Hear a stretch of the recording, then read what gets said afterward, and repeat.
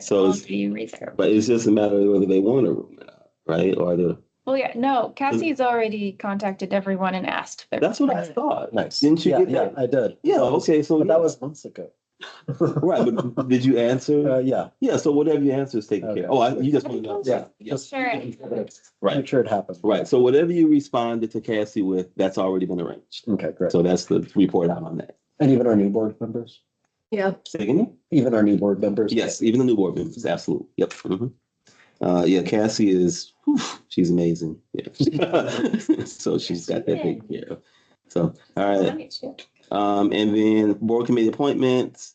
I think we talked about that already in my report. I already submitted 2 names. We're waiting to see what happens with those. So, So those ones, Yeah. those board committee appointments were Olivia and oh, I'm sorry. Nicole, and we did that earlier Okay. in the meeting. All right. Yeah. Okay. Thank you. Yeah. All right. Alternate path, subcommittee discussion. Okay, so I'm out of did it. everybody review? Or what, did you have a chance to review? And, so, okay, brief overview again. So the ASWB exam has shown some massive inequities within pass rates. And this is consistent across many different kinds of standardized assessments. In Oregon, only 60% of Black social workers ever pass the ASWB exam. And there's a lot of big questions around whether or not this exam actually functions in any way other than as create a roadblock. And when we were talking with the president, Stacy, forget her last name now. Yeah, so, but she said, and I'll find this for our minutes, that the purpose of the ASWB exam is not to protect the public, but because the majority of social workers that the ASWB has surveyed believes that we need an exam. Some of the recommendations that we put forward, one that actually may show to work better than the ASWB exam to protect the public is if we have an ethics or an ethics exam that's based on jurisprudence on the rules that we actually have. We already have one of these. Really, our committee had recommended that we just end the requirement of the exam altogether, because this is just an extra barrier that costs social workers money and doesn't do anything to protect Oregonians. One of the, since our last meeting, one of the things that I've been thinking about that a possibility could be that we open it up and have people be allowed to elect to take the exam if they want to. And I'm sure that many social workers would elect to take the exam. One of the things that could do is it would create independent, dependent variable that we could then test and see what if there really are different rates and ethics complaints of these social workers who've taken these two different tests. And it would also, though, open up an alternative pathway immediately. Yeah, after a rule change. Yeah. Yeah. I feel like, again, Patty, I'm going back just process, right? Because I just want to make sure that, so the subcommittee, and I'm going to look at Kyle because I don't know the process, honestly. The subcommittee submits a report. The board then says, yes, you did what we asked you to do, or no, you didn't do what we asked you to do, and we ask you to go back. And then at some point, the board will be like, great, we've accepted the report, we've done it, we have it, we disband the subcommittee. Do we have to do that? Oh, no, the subcommittee is actually, it's an ongoing subcommittee. The report was just one part of the subcommittee when we wrote it. Well, the charter gives the board the right to determine what happens with the subcommittee. It's in the charter. Okay, so that process, we could keep it going or say, right, no, be done. Yes, the board has the authority to. Yes. either way. Oh, okay, okay, I was just like, is that it? And then is there, like, then do we just get to chew on this? As like a board, like we just continue to gnaw on this, make a Well, decision? yeah. So if you're asking, are you asking the board's options? Yeah, I'm just talking process, because I don't know. Okay, so I guess the process is, and once again, Kyle, correct me if I'm wrong. So the subcommittee brings to the committee what their, whatever it is they put together, their proposal, whatever it is they think, uh, whatever the board assigned the subcommittee to do, the subcommittee presents that to the board. Then the board looks at that, and as you said, the first thing the board says is, "Did you do what we asked you to do?" And then I guess even before that, the board has no responsibility at all to responding to anything that the subcommittee creates. That's not a board responsibility. So the board can say it doesn't exist, or the board can say thanks for giving it to us, or the board can say this is awesome, we're going to vote on it. Your options are many, starting from no recognition to whatever else the board wants to do with it. All right. And that also includes the test. Is this what we even asked you to do? And then from there, you as a board determine what the fate of the subcommittee's work is. And once again, that's your option. You can implement, you cannot implement, you can say that's nice and shelve it, you can disband the committee. But first step is anything from no thanks to whatever it is you want to do, and then you determine what the next steps are. Does that make sense? Mhm. Olivia? Yeah. I mean, it was all laid out in the charter. Exactly. So that's the process. Thank you. Is that helpful? Mm-hmm. And so I'm really interested in what our new board members have, if they have questions or like. I've got lots of thoughts. I've been just kind of chewing like on this, like everybody else. And my thoughts are from the public's perspective, safety, right? And competency, big things. How does one demonstrate that? I'm also a big fan of alternate pathways. I'm not necessarily always a traditional learner in things, right? I also didn't get some of the same trainings because of my background and growing up in poverty and all sorts of other things that I had to learn later in life. And so like I've learned to teach myself in different ways. But when I think of a consumer and I think of myself buying a product, which is a licensed clinical social worker, which comes at quite a cost to either my insurance company or myself. I do pay for an LCSW out of my own pocket because I don't qualify for services, but I like somebody to walk me through my thoughts sometimes. And I know because I've vetted my person that they're very good, that they have a good reputation, that they are, all sorts of things. So I'm not opposed to alternative pathways as long as they're able to show equal and fair knowledge. Because if I am a lawyer and I have to take the bar, okay, and I'm vision impaired, I don't get to take a different test, right? I get help with what I need to be able to demonstrate that I can answer those questions, things like that. Just let me finish my process all the way through. And I'm sure there's lots of things. I'm just talking kind of out loud. So there's that. And as long as an alternative pathway can demonstrate that this person is still capable of doing all of these things, but I'm not opposed to that. I do have like something made my stomach turn a little bit when it's like, well, we can do this and we can see if things rise. Like if complaints rise, and I'm like, great, now I, as a consumer, am part of a test project to see if, oh, yeah, we reduced the requirement for this. And so people got let into the field and they were harmful. And they weren't harmful probably on purpose or because they were bad. It was probably because they didn't get some of the trainings or some of the other things they needed. Anytime, and I have consumed poor social work products, lots of them, right? And counseling products at times, especially with counselors that had regulations lowered because they just wanted to increase people in the field. And that bothers me, as you can tell. I mean, it hits home. So those are my only thoughts on that. So not in either camp right yet. Okay. So before I say anything, I want to be absolutely 1000% clear and transparent on my function is in the service of Oregonians and in the service of social workers, and I also serve at the leisure of the board and the governor. All right. So those are where my allegiances lie, and I want that to be clear out right out on the table before I say anything. We license social workers. That's what we do.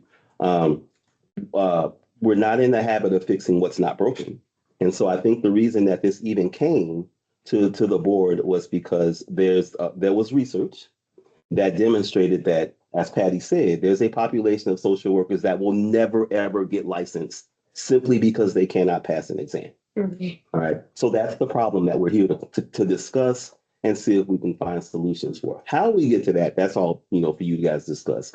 If it's getting rid of whatever or implementing whatever. But as Nikki has pointed out, if we are considering an alternate path, we want to be diligent, as you just stated, that we are recognizing that our most important task is to make sure that we are protecting the citizens of Oregon by licensing social workers. And so that's the mechanism that we cannot break if we're looking to fix the problem that certain social workers will never see it because they cannot pass a test. Okay, so short and sweet, I want to bring this discussion. I want to focus the discussion. The goal is to license a population of social workers who have a barrier of a test. But we also want to make sure that once we license those social workers, we are also protecting the citizens of Oregon. That is the task at hand. And then just one little last thing, and I'll say that. And I think that if we do this alternative pathway, or we want this alternative pathway, that metric has to be aligned at the same time. Not like, we're going to do this and we're going to get there and this is what we want to do. Like, I want to know beforehand, not just like, we know this data and this is that, so we need to fix this. I want to know what it is that is going to show that before it does. Like what the alternative pathway is, why we think it's going to work, why we think better than average, that this is not going to increase cases that end up here. Like that's what I want to know. Not that, well, let's just see what happens. Like that I'm not okay with. So and I agree with that. That's just. Because it is much harder to take away a license from someone that has caused harm than not to give them a license to begin with. Mm-hmm. Yeah. So that's just my thoughts. So in Illinois and also Minnesota, they passed in the past couple of years an alternative pathway. We've identified some problems with this, but the alternative pathway, somebody's required to take the exam. In Illinois, they're required to take the exam. If they fail it, then they can elect to continue for another year of supervision. In Minnesota, you don't have to take the exam. You can just elect for a third year of supervision. The problem we notice in this, though, is that this is going to require Black social workers in particular to pay for another year of supervision and continue to be paid at a lower wage for an extra year. In the field, we get a pay bump as soon as we get our independent licensure. And there really is, there's no evidence also that like the extra year of supervision is going to like do anything except for fulfill like this ignorant kind of desire that a lot of people have for like barriers. Question. So within scope, right? So are we allowed to look at things like across fields, right? So we have licensed clinical social workers. We also have CADCs. We have lawyers. We have like all these different people who require certification, licensure, and things like that. And compare that data, like, you know what I mean? Like what happened in a place where they reduced requirements for something, for like counselors and what happened, right? Like, can we look at that type of data? Has that data been explored? In our original report, it was much longer, and we were asked by the board to shorten. A lot of these things that you're talking about were in our original report. For instance, in Oregon, there's an alternative pathway for attorneys. that doesn't require bar exam completion. And also just wanting to, you said reduced requirements, but it's not reduced requirements, it's different. Okay. Yeah, just wanting to, So sorry, yeah, sorry. yeah, Yeah, and you're good. you're right, I did say that. I didn't mean that, but I did say. I didn't think Thank you did. Thank you. Yeah. Yeah, I mean, I'm supportive of findings. I'm curious what we would need to do, or like what the board would need. Is it like, and here's like how this would function? I mean, it sounds like that's already in the report. So like, what is the thing that is needed to like demonstrate the thing that like this alternative pathway, like with all of the information we have, this alternative pathway will reduce barriers for social workers who will never pass the ASWB test, or will support social workers like who demonstrate whatever retention of information or whatever it is in a different way to be able to pass the test. Like, what is the thing? Yeah, because I don't Yeah, think we the can- charge was I don't think the charge was like to reduce barriers. I think the chart, for me, the idea in our discussion was there will be some folks that taking the test, being able to cognitively recall that, That was- right. No, it was about Black, Indigenous, and people of color, or social workers in particular, being faced with barriers because of the exam. And our purpose was to increase the equity in Oregon for social workers. And we were tasked, and it was because of the ASWB exam pass rates that were released in 2022. Yep. Which has caused a major stir across our profession. Oh. That we were tasked, and originally our board became, which the woman who spoke earlier, who's previously on the board. I had no- Stacey. Kathy? Kathy, yeah. I'd never met her before, but she was saying that this was already on the board's radar in 2022. Like, this has been a long time in the making. And right now we're at the threshold of completing this project. And Mike, I have another question is that do we know why there's a certain amount of people who are ethnic, who won't pass it? So Like, I don't want to be, I'm mixed race and, I know that I like that I passed my CADC exam and I took it many years ago when it was 350 questions. It's now since then been reduced, far smaller. There's also an alternative pathway and portfolio for others to take. And as somebody who's been in the field and actually literally worked my way up, all the way up and seen things happen, I can see that I've seen some differences in people who've taken an alternative pathway and their ability to do some of the things, to understand even some of the OERs that they're supposed to function underneath. So I have seen some change in the field as for certified drug and alcohol counselors. So, And I'm not saying, so what I meant was, so I guess my question, I think I added a question, something else. My question was is that, what is this? So why is this happening to this one group of people, we're saying? So here's an interesting fact, is that there is already a large group of people who, many of them may be like retiring now, who were grandfathered into not having an exam. Mm-hmm. People who are older social workers from before Oregon became an exam state. And that these people continue to practice. We created this exam, I think, when was it? It was like 80 something. That, and Your memory's better than mine. and since have required all social workers to complete the exam. However, the exam, like the pass rates, are very similar to other pass rates of standardized assessments, where particularly Black test takers, Indigenous, Latine, English as second language test takers pass at lower rates, and it is not correlated to an ability to provide ethical care, but rather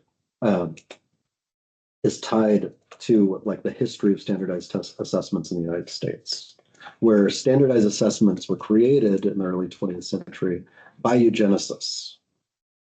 And the purpose was to like establish and support their argument for white supremacy.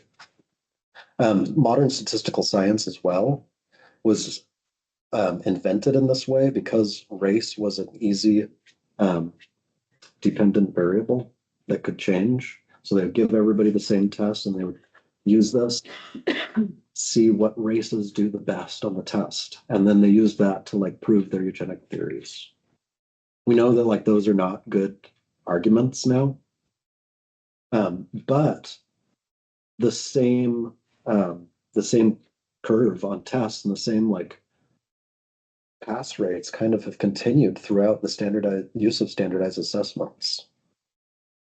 Today, the pass rates on the ASWB exam are very reflective of standardized assessments generally that have kept BIPOC out of higher education, out of professions. And as social workers, who are one of our values is to commitment to social justice. Like we should be particularly concerned about this when our profession is suffering the same like injustices.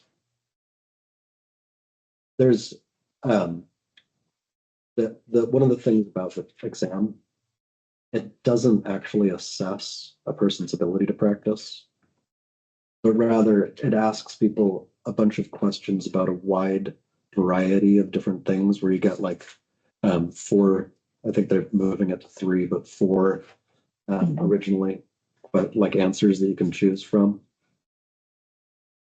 And there's been a lot of accusations as well that I think research by the ASWB, because a lot of the questions have proven to be biased. And is there data out there about that? Like if I go to the ASWB board, is that there? There's a lot of peer-reviewed research on this.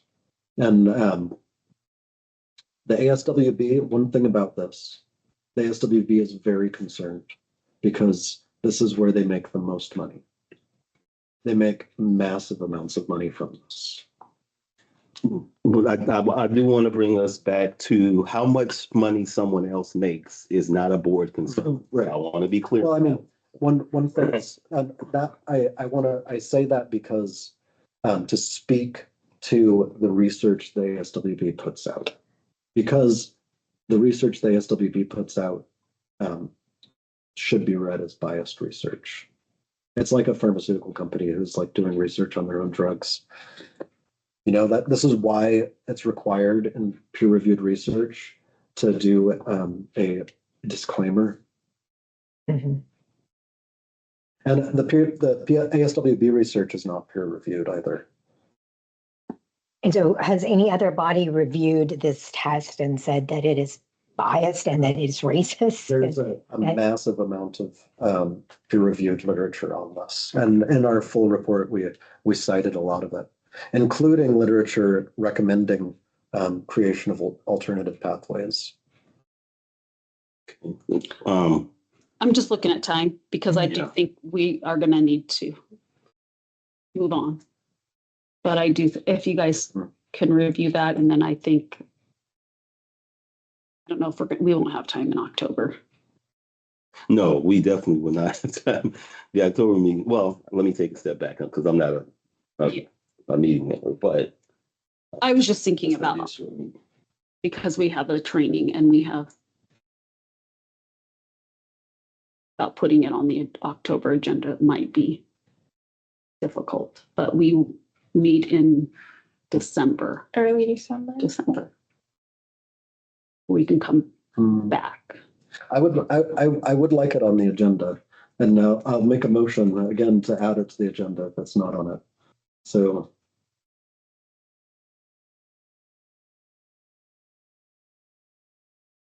And I'm going to continue to make an motion to add this to the agenda until we have an alternative pathway.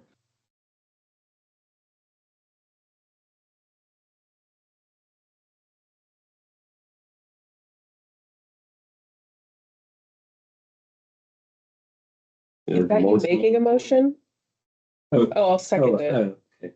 Oh, No, okay, I was, I think I wasn't Amy's sure. gonna draw up the agenda. Well, no, I heard you make the motion. I was just Yeah. like, Oh, okay.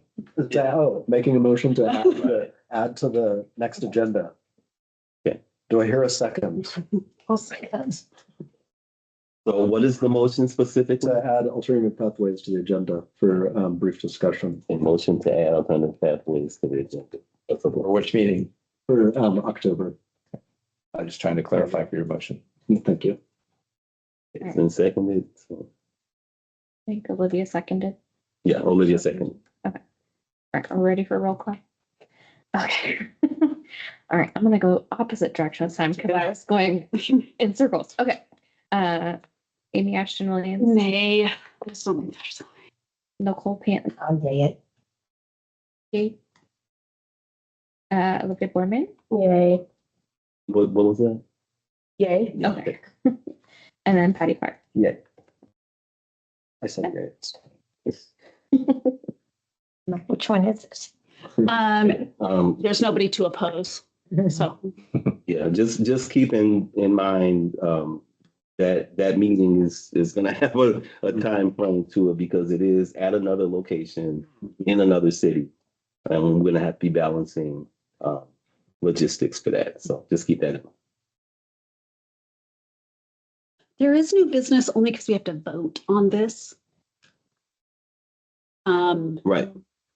On the ASWB delegate and the alternate. Oh, the thing from this. Yes, so there's, in November, there's a delegate assembly where they vote on ASWB, like chair, vice chair, all that. And the Oregon, as a member, we have a vote. Yep. So as a board member, you then vote at this delegate assembly. And so we have to vote to send a delegate. Right. That will be the person that casts the vote for Oregon. So I am already going as a committee chair. So I will already be going. Sure. I won't cast the vote if I'm going as the research chair, but if we want to nominate, we need to nominate somebody to be the delegate and then somebody to be the alternate. Can you be the delegate? I can. But we get an extra ticket, is Yeah. what What Amy's is that? saying. No, You can. I hate you. I don't know. Several people can Oh, go. you're saying we get an extra. Yeah, so two people. Yeah, Yeah. but not as a delegate. I'm going as administrative. And I would be crazy not to go, and you all, I strongly recommend you all send me. Well, no, I mean, I'll put it on the record. I'm not an ASWB advocate. I'm not a, NASW advocate. I am an Oregon advocate, and I am an advocate as executive director for Oregonians and social workers. That's my advocacy. You're a It delegate? says we get one No. delegate, one One. administrator, and any committee chairs. And you guys can tell me not to go, but I You're think that would be twice. suicidal. So we just need, is there anybody, because we'll need a motion for who we want to send as the delegate. Who wants to go? I know, that's, anybody want to go to Indianapolis in October when it's cold. 'Cause that's- November. That's cold. November. And the Colts aren't playing. It is a home game, but they're in England, so that's out. Sorry. Patty? Patty, Olivia. I'm going to do new board member training, and I've got some. I would do it in November if nobody else wants to go. So if nobody else wants to go at all, Eddie? I'll go. I have the ability to travel. I like to learn town history, so. Patty, would you like to go? Well, here's my worry, is Yeah. that I hope, my amount of time off is so limited Gotcha. that, how many days is it? It's a Friday, Saturday. You have to probably leave. Thursday is admin. It's, yeah, I think someone else should go. Is it all day Saturday? Mm, Most of the day Saturday. Then you all should probably nominate someone. Oh, I nominate Nicole. yeah, you don't want it? Nominate. No, you There's just, no direct flights from Portland to Indiana, so I'm out. You're out. Okay. You can nominate me if you guys. Okay. yeah, do it, You Nicole. guys can nominate me. Hope to earn you that I am equitable and I look at things from both. For the team. I would nominate you as our delegate to the ASWP. I second that nomination. Okay, Yeah. hit my hat. Do we vote? Yes. I'm writing down the Okay, second. so Right. Amy nominated and who seconded? No, My priority passes. Nicole. Oh, A.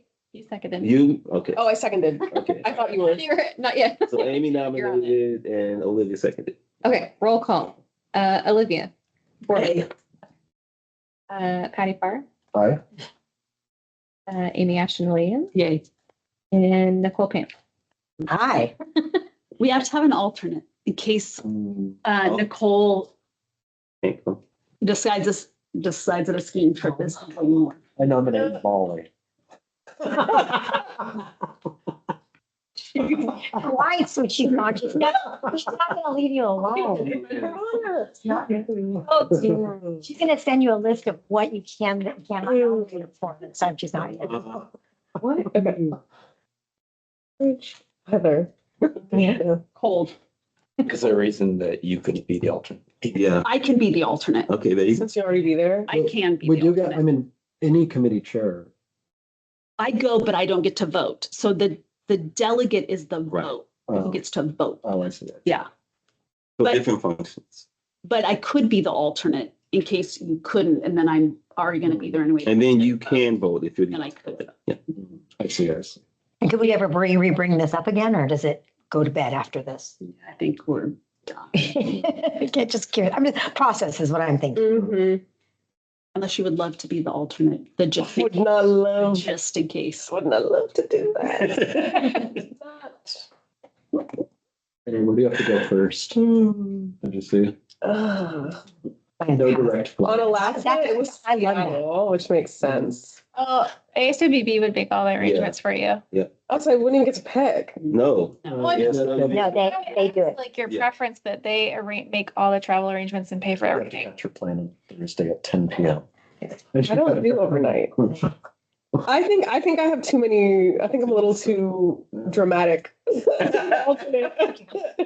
You need to get the VIP passes for the airport because then you love layovers. I want to get where I'm going as quickly and efficiently as possible. Yeah, Patty? Alternate, Alternate? Okay. the just in case. Yeah. Okay. Okay, so who's now? I'll nominate Patty as the I'm gonna alternate. nominate as long as you go. Alternate. Alternate. Patty as alternate. Okay. Okay, who seconded? I'll second it.